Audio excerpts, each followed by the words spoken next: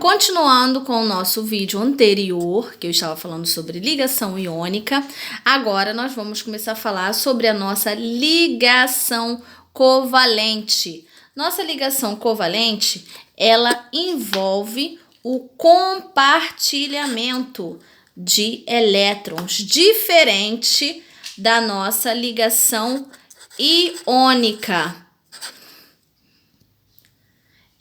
Esse compartilhamento de elétrons ocorre sempre entre a metal mais a metal,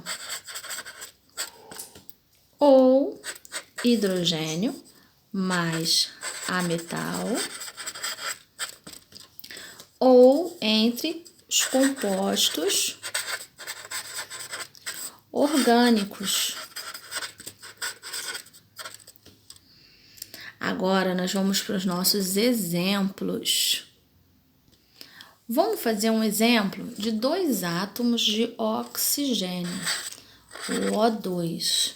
Esses dois átomos de oxigênio, como que eu vou ver? Eu vou ver qual é a família do meu oxigênio na tabela periódica. O meu oxigênio é da família 6A, ou seja, dessa família aqui. Ou seja, se ele é da família 6A, eu entendo que ele tem 6 elétrons na sua última camada. Se ele tem 6 elétrons na sua última camada, como que eu vou fazer para que haja uma ligação iônica e um compartilhamento de elétrons? São dois oxigênios, ou seja, eles vão ter que estarem compartilhando para que eles venham atingir o octeto. 1, 2, 3, 4. 1, 2, 3, 4, 5, 6, 7, 8.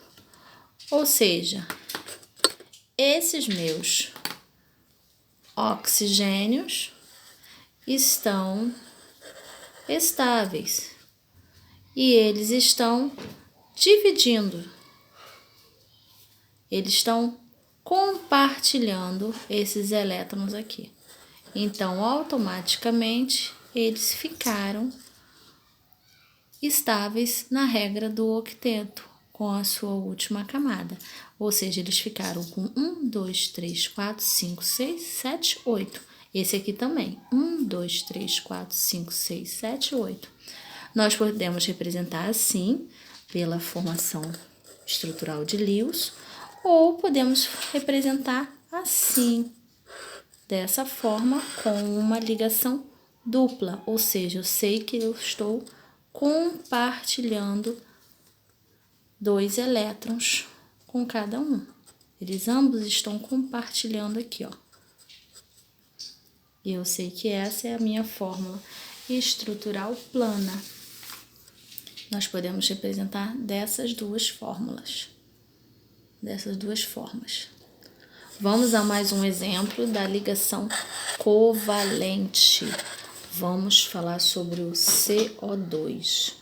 Ou seja, como que eu vou saber para fazer uma ligação covalente aqui nesse composto? Nós fizemos o primeiro oxigênio, que eram 2 átomos de oxigênio. Agora nós vamos fazer o CO2, que é como que nós vamos identificar? O elemento químico central, ele é identificado pela estrutura de menor quantidade. Aqui a estrutura de menor quantidade nós sabemos que é o carbono. Nós também temos que identificar pela família, né? Para que nós venhamos saber o número de elétrons, para que nós não venhamos de novo fazer aquela distribuição eletrônica do Linus Pauling. Mas também pode ser encontrado pelas duas últimas camadas, né? Então, nós vamos ver lá na nossa tabela periódica qual a família do carbono. O carbono pertence à família 4A. Toda essa carreirinha aqui, ó, pertence à família 4A. E o oxigênio pertence à família 6A. Toda essa carreirinha aqui pertence à família 6A. Então, como que nós vamos saber? Nós sabemos que, então, se ele pertence à família 4A, ele vai estar disposto de 4 elétrons. Aqui eu estou fazendo pela notação de Lewis, pela fórmula de Lewis, né? E eu sei que ele tem 4 elétrons na sua última camada de valência, porque ele é da família 4A, e automaticamente eu tenho 2 oxigênio aqui, né? Um aqui. E eu sei que o meu oxigênio, ele é da família 6A. Se ele é da família 6A, ele vai ter 6 elétrons. 1, 2, 3, 4, 5, 6. Mesma coisa o meu outro elemento aqui. 1, 2, 3, 4, 5, 6. O que eu faço para que esses elementos ganhem estabilidade, para que eles venham se tornar estáveis? Eles vão compartilhar. Se há um compartilhamento aqui, ou seja, eles estão compartilhando para que eles venham ganhar estabilidade. Ou seja, o meu oxigênio ficou 1, 2, 3, 4, 5, 6, 7, 8. O meu carbono ficou 1, 2, 3, 4, 5, 6, 7, 8.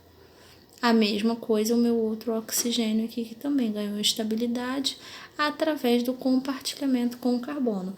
Essa é a representação de Lewis. E aqui agora eu vou falar da representação estrutural, da fórmula estrutural, que nós vamos falar aqui, ó. Vai ficar com uma ligação dupla, o carbono vai ficar central e aqui vai ficar com outra ligação.